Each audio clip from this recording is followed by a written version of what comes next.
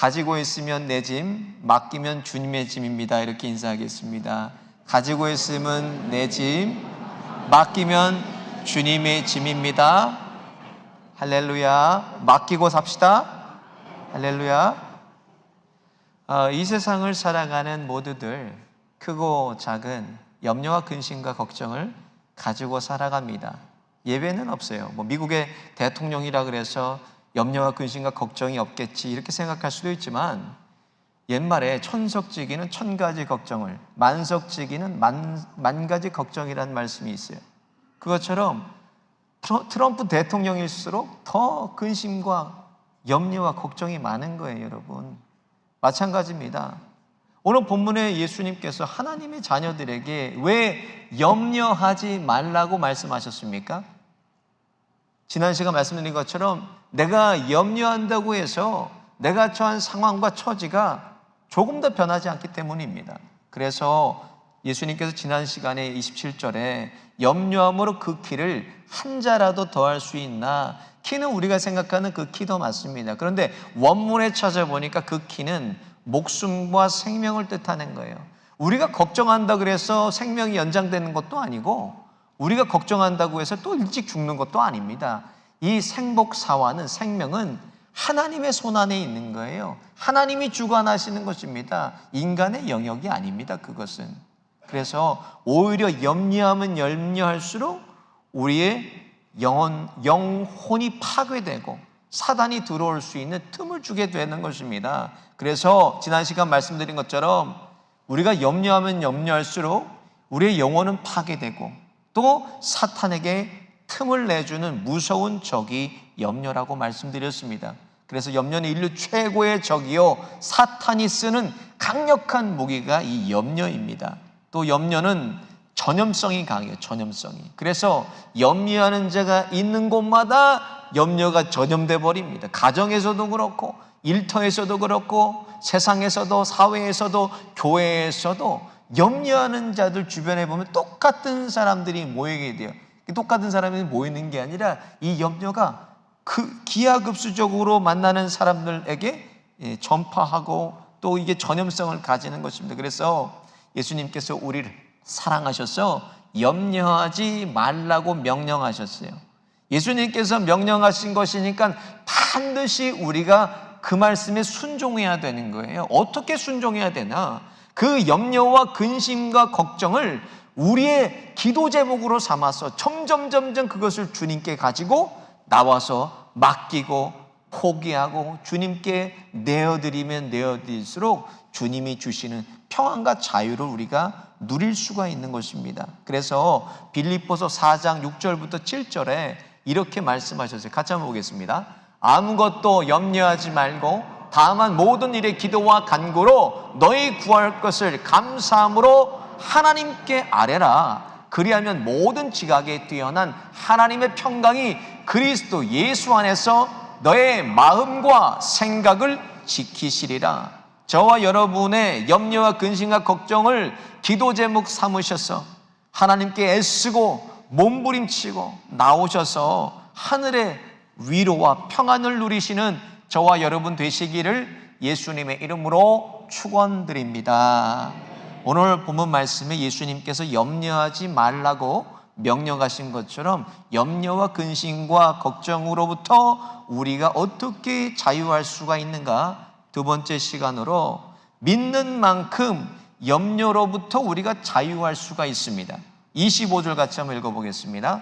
목숨을 위하여 무엇을 먹을까? 무엇을 마실까? 몸을 위하여 무엇을 입을까? 염려하지 말라 그랬어요. 염려의 뿌리와 근원을 내려가 보면 예수님께서 말씀하신 것처럼 이 염려는 모두 생존의 문제에서 오게 됩니다. 그런데 이 생존의 문제를 누가 책임져 주신다고 말씀하시는가? 26절에 보니까 공중에 새를 보라. 심지도 않고 거두지도 않고 창고에 모아들이지도 아니하되 너희 하늘 아버지께서 기르시나니 너희는 이것보다 귀하지 아니하냐 그랬어요. 공중에 날아다니는 새도 주인이 없지 않습니까? 근데 그 새도 심지도 않고 추수하지도 않고 식량을 저장하지도 않고 어떠한 생존 활동을 하지 않아도 창조주 하나님께서 그들을 다 먹이신다고 예수님이 말씀하셨어요.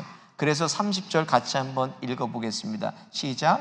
오늘 있다가 내일 아궁이에 던져지는 들불도 하나님이 이렇게 입히시거든 하물며 너희일까 보냐. 믿음이 작은 자들아. 공중의 새도 들의 백합화를 봐도 하나님이 다 먹이시는데 우리는 누굽니까? 하물며 하나님의 자녀일까 보냐 그러잖아요.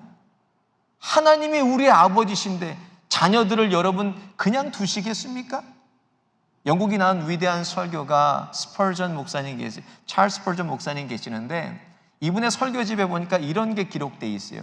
한참 목회를 열심히 하고 영국 전역에 돌아다니면서 부흥회를 감당할 때 우울증이 와버렸어요.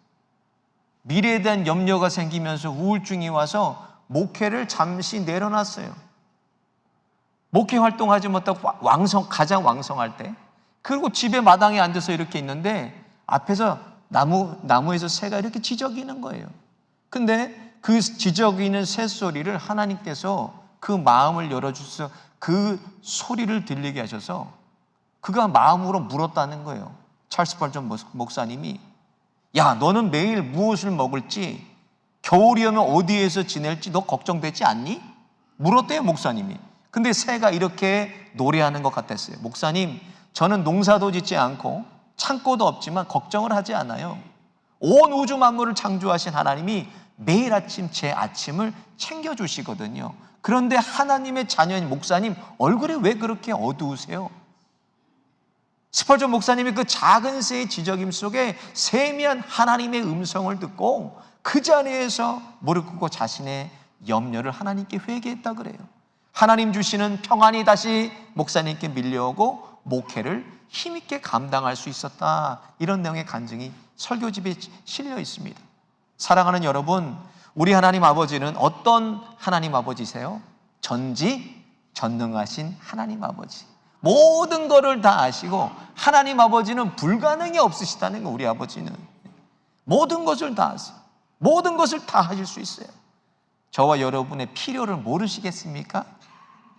저와 여러분의 처지와 형편과 상황을 다 아세요. 아버지가. 그 하나님을 우리가 하나님 아버지답게 믿어야 돼요. 그리고 그 하나님 아버지를 우리가 믿을 때 하나님이 우리를 책임져 주시고 가정을 책임져 주시고 일터를, 하나님의 교회를 책임져 주시는 거예요.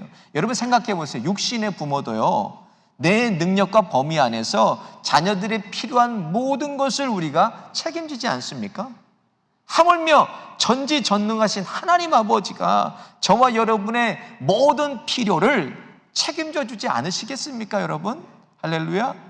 그래서 하나님을 믿으면서도 염려하고 근심하고 걱정하는 것은 왜 그런가? 내가 하나님 아버지를 하나님 아버지대로 믿지 않기 때문이에요. 내가 하나님 아버지를 모르기 때문입니다. 그래서 염려를 오늘 본문에 누가 하는 것이라고 말씀하셨나? 예수님께서 이방인들이 하는 거라 그랬어요. 불신자들이 하는 거라고 말씀하셨어요. 31절, 32절 같이 한번 보겠습니다.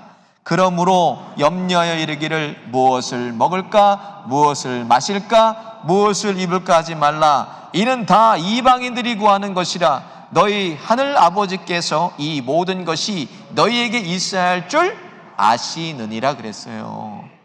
제가 목회하면서도 제 자신도 그렇고 성도들 볼 때 어떨 때 보면은 정말 하나님을 안 믿는 사람처럼 우리가 믿을 때가 있어요.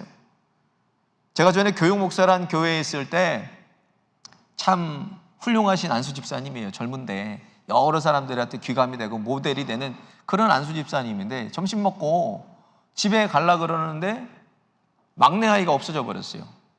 집에 가야 되는데 경찰을 부르고 막 교사들 남아있는 사람 다 불러갖고 온 교회를 다 뒤지는 거예요. 난리가 났어요. 저를 보더니 막 큰 소리로 저한테 교사들 교육을 어떻게 시켰길래 아이가 이렇게 혼자 없어지는데 모르냐고. 완전히 다른 사람이 돼버렸어. 아이 문제가 끼니까는. 그러고 막 저한테도 큰 소리 치고, 아, 집사님 조금만 기다려보세요. 아이 올 겁니다. 조금만 기다려보세요. 아니, 아이를 이렇게 하는데 교육 목사가 가만히 있고 막 저한테도 소리 지르시고. 근데 조금 지나니까요, 아이가 선생님 손잡고 룰루랄라 하고 오고 있는 거예요. 어디 갔다 왔어? 그랬더니 교회 뒤에 아파트가 있는데 아파트 놀이터에서 선생님하고 놀다 온 건데 교회만 찾고 있으니까 아이를 찾을 수가 없잖아요. 내가 이런 교회 다 안 다닌다고. 그렇게 얘기한 아버지 때문에 한동안 그 안수 집사님이 교회를 못 나오셨어요. 예. 마찬가지입니다. 사랑하는 여러분, 하나님 아버지는요, 저와 여러분의 모든 것을 다 아세요. 하나님을 하나님답게 내가 믿기만 하면 내 믿음만큼 하나님을 우리가 누릴 수 있고, 하나님이 나를 책임져 주시고, 그 하나님을 날마다 우리가 경험하고 전하면서 살 수가 있는 것입니다. 하나님 아시죠? 제 힘으로, 제 능력으로 이 일은 감당할 수가 없습니다. 저는 할 수 없어요. 그래서 하나님, 이것을 감당할 수 있는 저에게 믿음을 주세요. 그래서 아버지께 다 맡기고, 하나님 저를 살아주세요. 하나님 저를 책임져 주세요. 오늘 보면 마지막에 30절에 예수님께서 이렇게 말씀하셨어요. 같이 한번 볼까요? 믿음이 작은 자들아. 제자들은 오늘 본문의 말씀처럼 생존의 문제를 걱정했어요. 어떻게 먹을까? 어떻게 입을까? 어떻게 살까? 근데 예수님은요, 그들을 볼 때 생존의 문제로 보는 게 아니라 뭘 보셨습니까? 믿음의 문제로 보셨다는 거예요. 믿음이 적은 자들아. 그렇잖아요. 내가 믿으면 모든 염려는 주님께로 전가되는 겁니다. 주님께로 가는 거예요. 우리 죄와 십자가도 감당해 주는 주님이 저와 여러분의 염려와 근심과 걱정을 감당하지 못하시겠습니까, 여러분? 십자가도 감당해 주시는 주님인데 믿으면 저와 여러분의 염려와 근심과 걱정이 주님께로 전가되는 거예요. 사람들이 기도를 해도요, 하나님이 원하시는 뜻과 너무 동떨어진 기도할 때가 있어요. 염려거리를 기도 제목 삼아서 기도한다면 주님은 어떻게 현실을 보시나 이 문제가 아닙니다. 주님이 우리를 보실 때는 뭐예요? 우리의 믿음의 문제를 보신다니까요. 내가 아버지를 못 믿으니까 내가 붙잡고 있고 불안해하고 두려워하고 염려하고 근심하고 걱정하는 거 아닙니까? 왜? 내가 하나님을 하나님답게 믿지 못하기 때문에 그렇습니다. 마가복음 9장에 보면요, 한 아버지가 예수님께 한 아이를 데리고 나와요. 흉악한 귀신 들려서 이 아이를 불에도 던지고 귀신이 물에도 던지는 거, 죽이려고. 근데 예수님이라면 뭐든 해결해 줄 수 있을 거야 라고 믿음을 가지고 예수님께 나왔어요.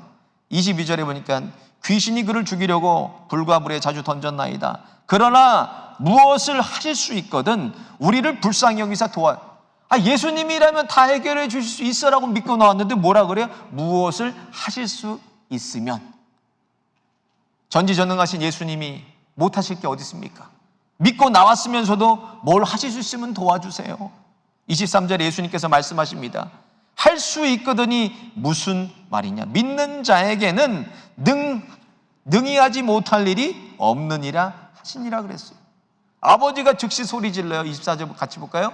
내가 믿나이다. 나의 믿음 없는 것을 도와주소서. 그 상황을 풀어보면요, 먼저 예수님께서 그 아버지를 믿게 하시고 그 아이를 믿음에 따라서 고쳐주셨습니다. 천지만물을 지으시고 지금도 그 뜻대로 다스려가는 분이 하나님 아버지시에요. 어떤 아버지세요? 자신보다 우리를 더 사랑하시는 하나님 아버지예요. 자신 하나뿐인 독생자 예수 그리스도를 십자가에 내어주기까지 저와 여러분을 사랑하시는 그런 좋으신 하나님 아버지십니다. 그래서 베드로전서 5장 7절에 걱정할 게 없어요. 뭐라고 베드로가 고백하는가? 같이 보겠습니다. 너의 염려를 다 주께 맡기라. 이는 그가 너희를 돌보심이라 그랬어요. 염려를 주께 맡겨라. 그러면 주님이 책임져 주신다는 거예요. 찬송가 363장 1절 우리 한번 찬양해 볼까요? 내 모든 시험 무거운 짐을, 내 모든 시험 무거운 짐을 주 예수 앞에 아뢰이며 근심에 쌓인 날 돌아보사 내 근심 모두 맡으시네. 무거운 짐을 다 홀로 지고 견디다 보내 쓰러질 때 불쌍히 여겨 구원해 주리. 은혜의 주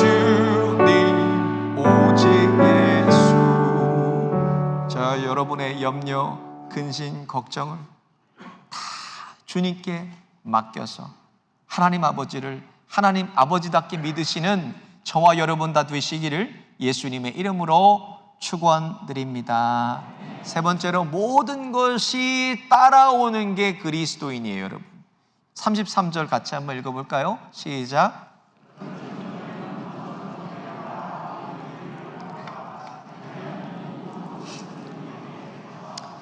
그리스도인들의 삶에 대해서 예수님께서 말씀하신 거예요. 그리스도인이라면 우리가 쫓아다니고 따라가야 될 게 아니라 뭐예요? 하나님의 영광이 드러나는 일을 위해서 살라는 말씀입니다. 우리가 구하고 살아야 될 것이 하나님의 영광입니다. 그래서 예수님께서 이 땅에 오실 때 천사들이 가장 먼저 예수님을 찬양할 때 뭐라고 찬양하는가? 누가복음 2장 14절 시작. 지극히 높은 곳에서는 하나님께 영광이요, 땅에서는 하나님이 기뻐하신 사람들 중에 평화로다 하니. 하나님께 영광, 사람들에겐 평화라고 찬양했어요. 마찬가지예요.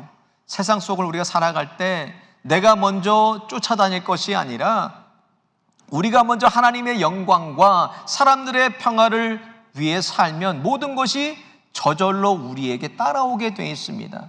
지금까지 내가 쫓아서 살았으니까 내가 안 따라오는 거예요. 내가 쫓으며 사니까 염려하고 늘 걱정하고 근심하고 사는 거 아닙니까? 애쓰고 힘쓰고 몸부림치면서 사니까는 나만 점점 독해지고 그렇잖아요. 안 되면 어떻게 해요? 애써도 힘써도 안 되면 악을 쓰고 달겨들어요.